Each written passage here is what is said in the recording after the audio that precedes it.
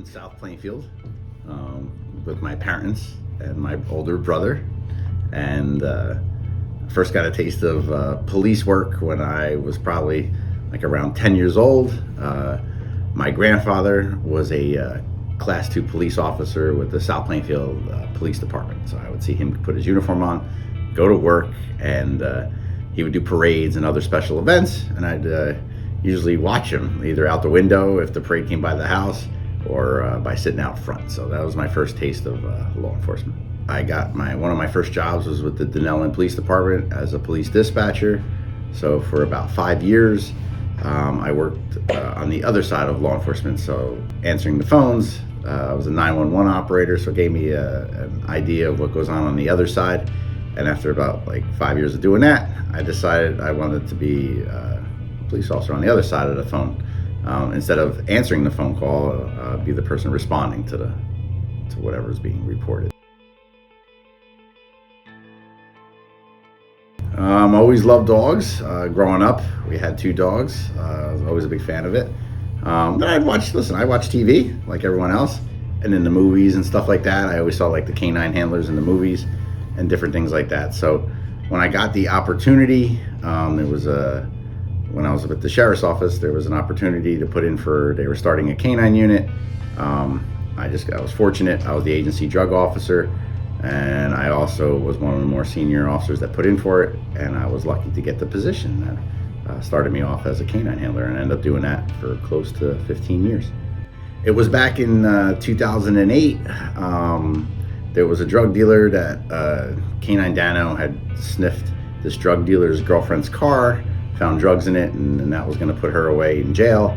So this drug dealer made it known on the streets that because of that, he's in essence had put a hit out on my dog, which also then put my family at risk, because obviously if they come to the house to do something to the dog, that would definitely threaten my wife and my 2 very young children at the time.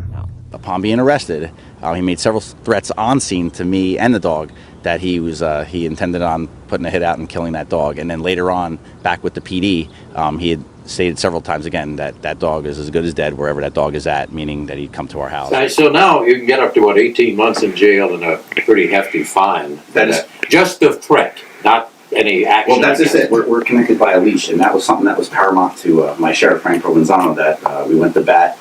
Talked to Senator Kit Bateman, and he got the ball rolling in Trenton. Together they came up with a bill appropriately named Dano's Law. The bill would upgrade charges against anyone hurting or threatening an animal involved in law enforcement from a 4th-degree crime to a 3rd-degree crime, punishable by 3 to 5 years in jail.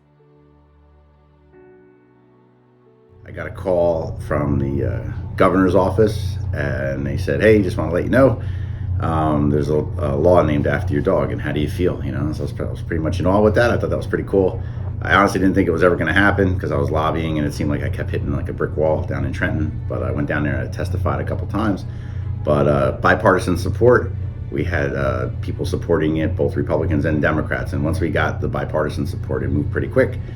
And the law remains on the books today, and I do believe it was the first law in the history of New Jersey to be named after an animal, so it's pretty cool. So back in 2019, had the opportunity to run for sheriff. I had been retired for a couple years. I figured I'd throw my name in the mix. Had no idea what politics was about. I learned a lot in that time period. It was kind of crazy, but we ran a great county-wide race. We lost the position by around 200 votes, so it was a very close race, but things worked out.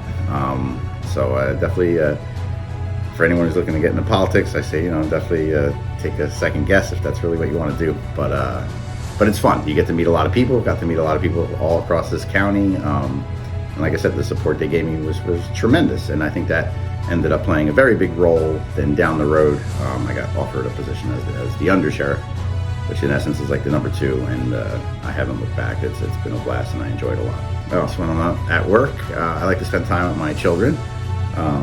Definitely, going to concerts or watching sporting events. They play sports. I also enjoy, personally, I like playing tennis, so I find that very relaxing. Do that when the weather's really nice. go to the movies with my wife. We like doing that. There's been too many great movies out there. Hopefully there'll be more. But just spending family time, I think that's important. So I do enjoy that. It's fun. We like being off. These jobs are very demanding, but it's nice to have downtime and spend time with your family.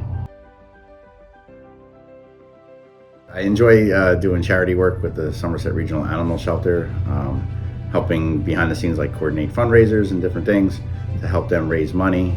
Just recently in town, I helped behind the scenes set up it was like a skate park thing that they did at the municipal building with skateboarders, and it actually it also brought in money for the animal shelter. So just trying to think of outside the box type ideas like that to bring awareness to the shelter and the 100 and so animals a week that they are able to get adopted and get new families. I find it to be just really rewarding when an animal comes in and gets adopted by a family, and it leaves there, and then that animal now has a family. That family now has this animal, and they go on and have a great life together. So it's a lot of fun. I do some work with the Arizona Cardinal charities. I've been helping them raise some money as well for about 20 years.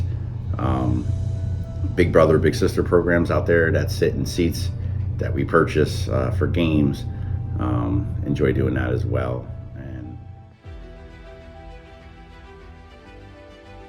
I'm trying to help you out. What are your thoughts about the current state of police today and how they are perceived from a civilian's point of view? Well, I think the police today get, my personal opinion, I think we get a raw deal. I mean, it seems like whenever we're on the news, it's always for the one or two bad things that are going on around the entire country, and not the hundreds and thousands of good things that we do every day. But let's keep it real. That's what sells newspapers and gets people to tune in, is the bad stuff. So, but overall, it's a great profession. The men and women who do it are amazing people. Been blessed to be around it for 25, 26 years now, and wouldn't trade it for the world. But yeah, definitely the media does look at us sometimes in a negative light, and I think that's unfair. 99.9% of the profession are heroes, and they're out there every day saving life, personal property, just good people. So that's my personal take on it.